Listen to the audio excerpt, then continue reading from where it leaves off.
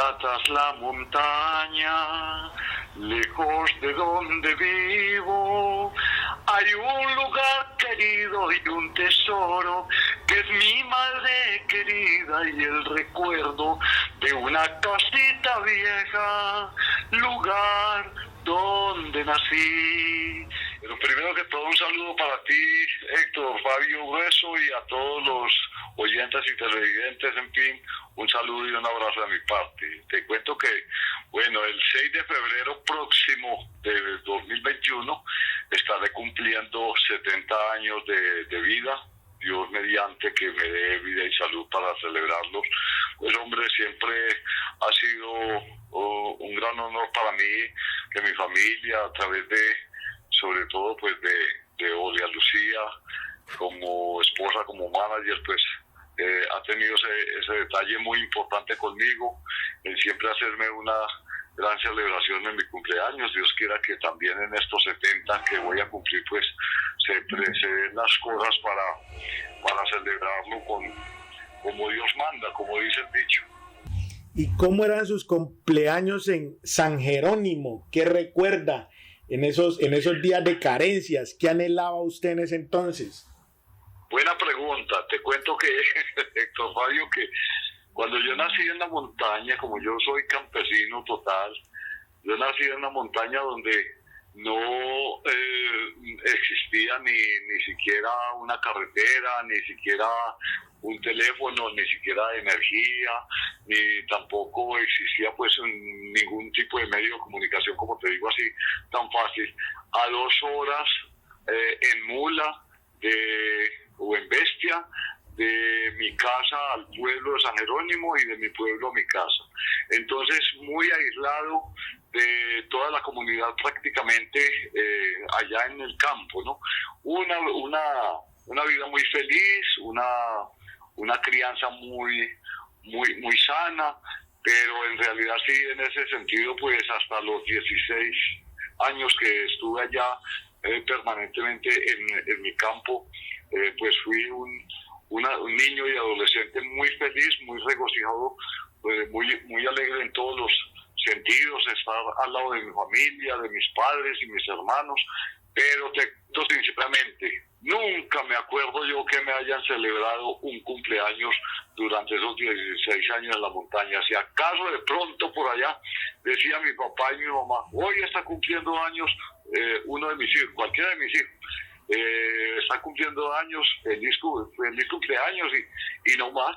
Y uno hasta se le pasaba hasta le olvidaba muchas veces la fecha de que de pronto le recordaran a uno que ese día estaba de cumpleaños. Muy pronto le olvidaba porque pasaba tan desapercibido que en realidad no se motivaba uno a tener como un recuerdo de cumpleaños, ¿sí me entiendes? Porque sí, no había ningún tipo de reunión, no había ningún tipo de happy birthday, y bueno, entonces te cuento que así, muy sencillamente, como te estoy dando una respuesta, pues así como todo ingenuamente en la montaña se ocasiona, ¿no?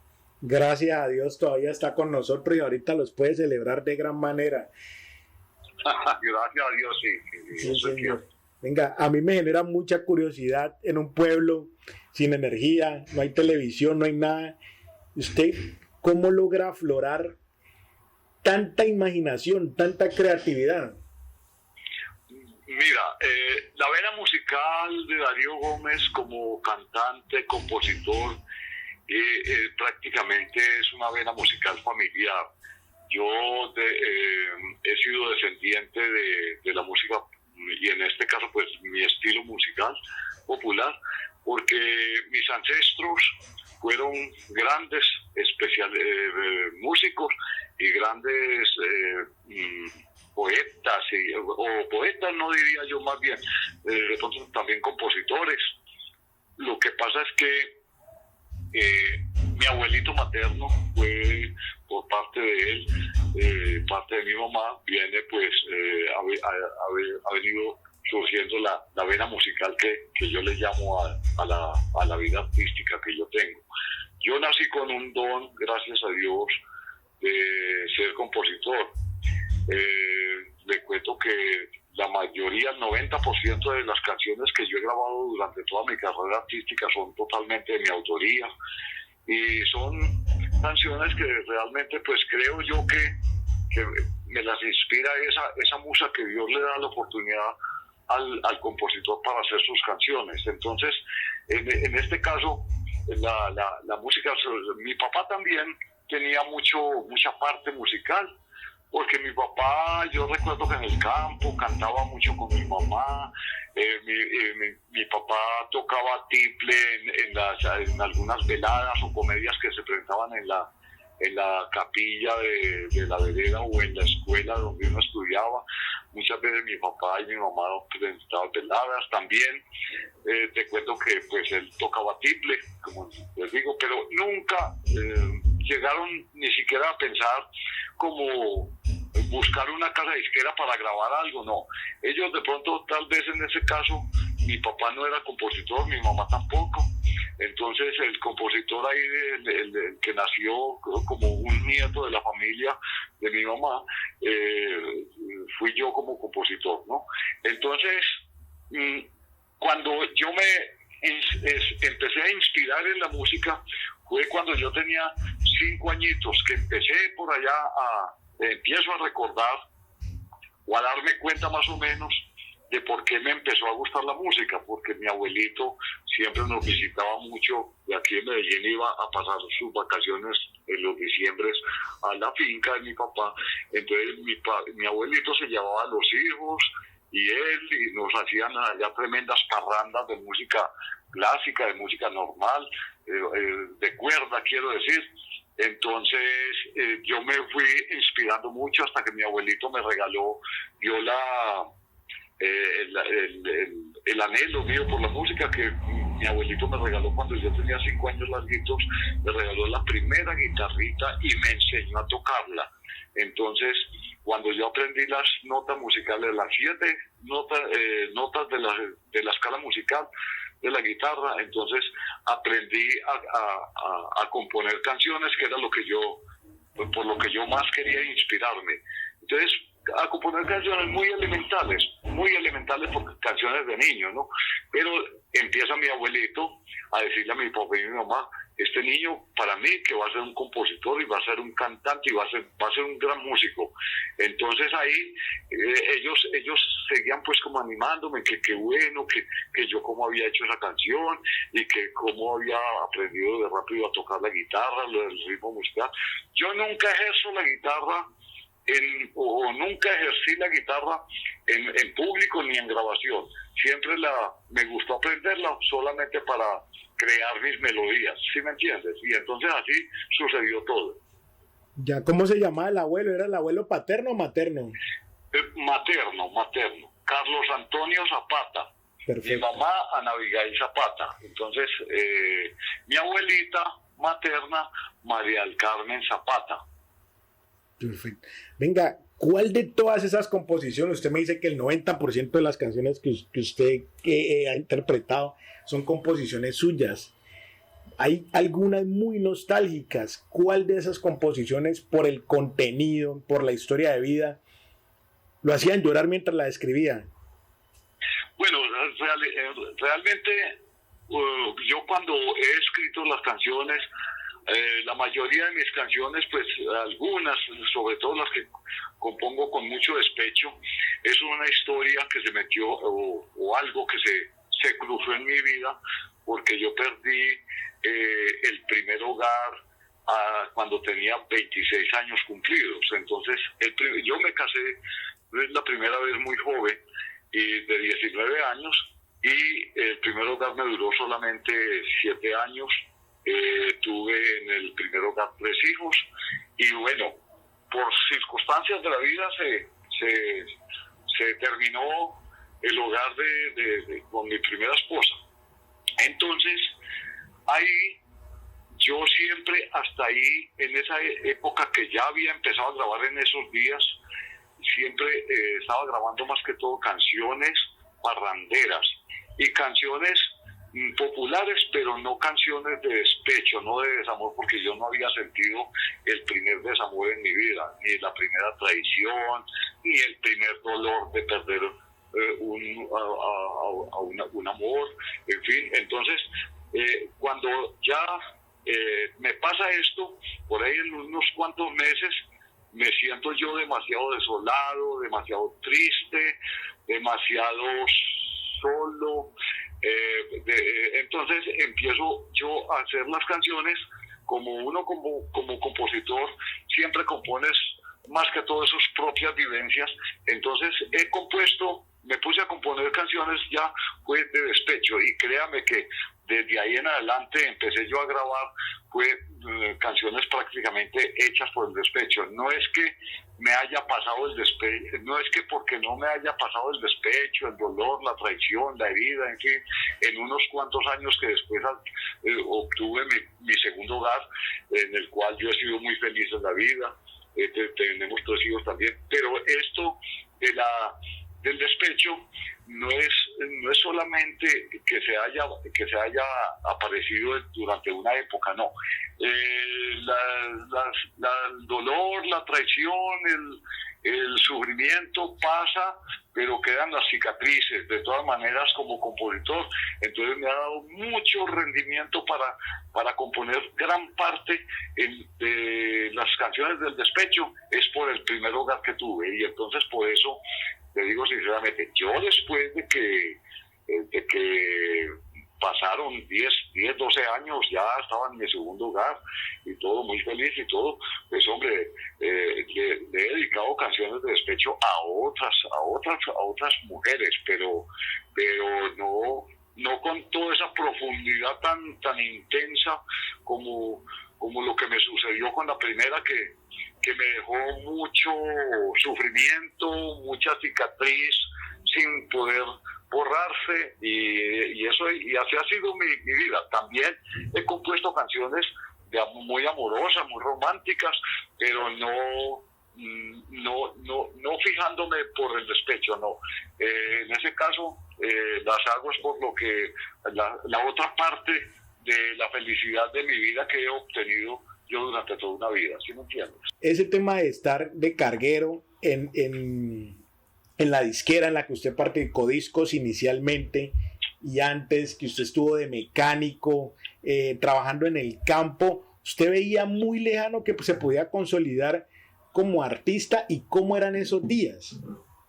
Sí, mira, cuando yo ya estaba casi para cumplir los 16 años, cuando yo cumplí los 12 años, yo quise venirme a visitar a mis abuelitos a Medellín, porque siempre ellos iban todos los fines de año o todos los diciembres, pues, pero aunque se quedaran allá prácticamente un mes con nosotros, yo siempre anhelaba conocer a Medellín. Entonces, cuando yo tuve los 10 años primeros de mi vida, pues me trajo un trío a conocer, Luis Adolfo, a conocer a Medellín, y fui muy feliz. Me volví para la montaña porque solamente venía con permiso de mis padres por 2 o 3 días, en fin, pero de ahí en adelante esa ansiedad por volver a Medellín, a querer estar al lado de mis abuelitos maternos.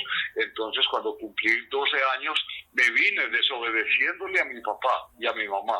Me vine para Medellín al escondido prácticamente, porque ellos no me querían dejar venir, pero yo dije, no, pues que yo quiero ir a Medellín, siquiera vivir 15 días allá en Medellín, pasar unas vacaciones en Medellín. Entonces ellos me decían que vamos a ver si se puede, no. Entonces al escondidito llegué como había un tío mío por allá de paseo de vacaciones, le dije yo, hagamos una cosa, por favor, dígale a mi papá y a mi mamá que yo lo voy a acompañar hasta San Jerónimo, pero resulta que es que yo me quiero ir para Medellín con usted, porque yo solo no me podía venir.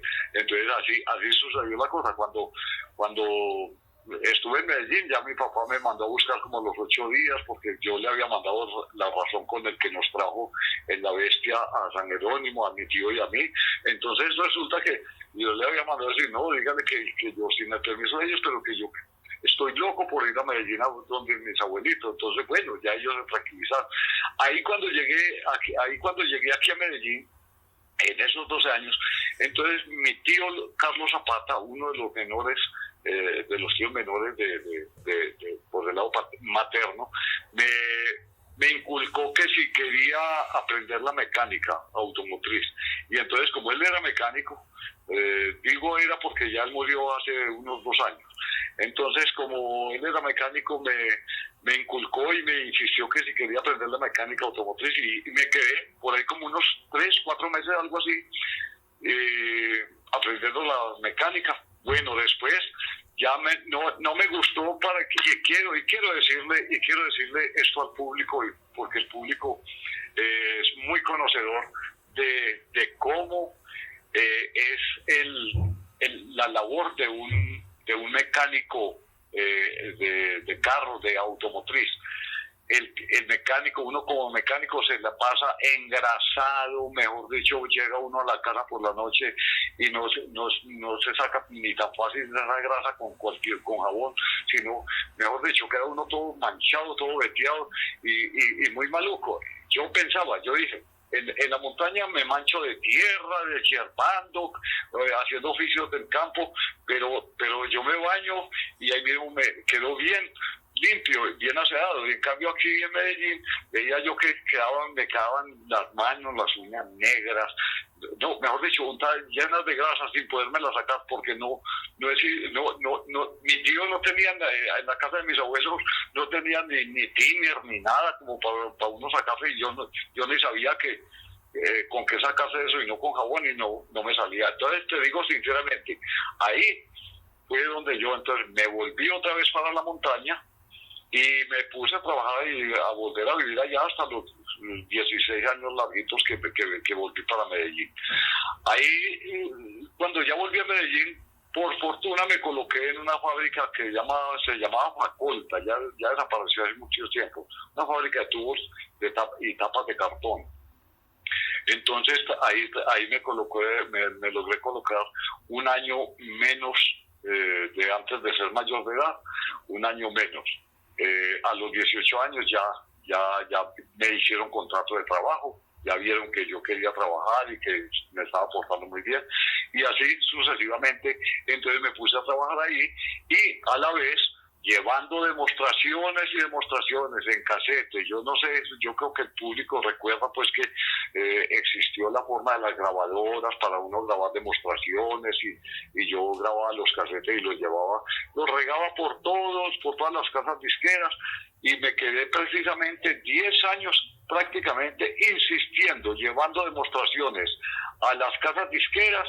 Pero resulta que la única oportunidad que tuve de que me dieran de grabar fue a mediados de 1976 en Codiscos, que ahí fue donde empecé a grabar un LP que se llama La novia del chofer, un LP de música parrandera, y así sucesivamente. Así ya después de ahí en adelante ya trabajé en otra empresa que se llamaba Esco de Colombia, que ahora es por tu familia. Trabajé 3 años, luego me llamaron de Codiscos a principios de 1979 a grabar a ser director artístico, a laborar como director artístico de la empresa, y además ya había firmado exclusividad como cantante de música parrandera, como cantante de dueto, porque se ocasionó el éxito grande en dueto como los legendarios a principios de 1979, El Ángel Perdido, que fue un gran éxito, y eso para mí pues fue el despegue de mi vida artística para el éxito en la música. ¿Usted recuerda para qué le alcanzaban sus primeros sueldos? Sí, no. El primer sueldo que yo me gané, pues ya ya trabajando pues aquí en Medellín, el primer sueldo era el día lo pagaban a 14 pesos. La nómina, no me acuerdo si era como 117 pesos semanales, porque uno trabajaba algunas horas extras, en fin. Y alcanzaba, de verdad que alcanzaba en esa época mucho más, tal vez el doble de lo que alcanza un mínimo del gobierno ahora. Perfecto. Venga, yo digo, un hombre tan laureado, con más de 6 millones de discos, que ha recorrido el mundo, que lo aclaman en todas partes, que ha estado grabando en París, bueno, por todas partes, uno dice, ¿qué le falta hacer a Darío Gómez? No, pues yo pienso que me he sentido muy realizado en toda mi carrera artística, en toda mi actividad, y te digo sinceramente, Héctor Fabio, que la gran satisfacción mía de mirar hacia el horizonte, como empecé a mirar en aquella época, antes de empezar mi carrera musical, pues hombre, hoy miro, es con una gran satisfacción de que prácticamente está cumplido todo lo que se me ha dado, todos esos esfuerzos con que inicié. La realidad es que siempre anhelé grabar. Yo no soñaba ni me imaginaba con grabar y ser tan acogido por el público. No pensé que fuera a tener un gran éxito como el que he tenido, pero te digo sinceramente, cuando empiezo a tener el éxito, digo yo, Dios mío bendito, esto me tenías preparado, sí. Y este público tan maravilloso que está apoyando todo lo que tú me brindas, Señor Dios mío, porque soy totalmente creyente en mi Dios. Yo creo, Héctor Fabio, que yo compongo una canción, es porque, para serte franco, es porque yo siempre me consagro mucho en Dios, y le digo a Dios siempre que voy a empezar a hacer una canción: Diosito Santo, ayúdame a hacer esta obra, ayúdame a elaborar, que yo quisiera como decirte en realidad, tú me dictas y yo copio. Entonces, por eso la sabiduría que Dios le da a uno como compositor, yo creo que es a través de uno pensar en que si Dios, que Dios verdaderamente existe, y que si Dios no le da a uno las cosas, no, imposible. Es lo que Dios me dicte para mí, y porque he pasado por muchas dificultades. He pasado por muchas dificultades, incluso personales y todo, e intelectuales y todo. Y te digo sinceramente, me hinco y le rezo mucho y le oro mucho a Dios y le pido: ayúdame, Diosito Santo, a salir de esta dificultad que me está perjudicando demasiado, y yo no sé, es como decirle yo a Dios directamente para mí, porque yo ahí mismo empiezo a sentir el cambio, empiezo a sentir el beneficio, la bendición de Dios, en fin. Bueno, yo creo, todo, cuando uno tiene fe, todo se puede realizar. Los sueños se pueden cumplir, pero en realidad les cuento, como yo te iba contando desde ahora, nunca me imaginé que iba a tener este gran éxito en mi carrera musical. Nunca me imaginé. Yo me quedo tan agradecido, estoy tan agradecido de Dios y todo el público y todos los medios de comunicación, porque ellos son, todos ustedes, todos ellos, Dios y todo mi público, son los que me han llevado muy lejos con mi música, gracias a Dios, a nivel mundial.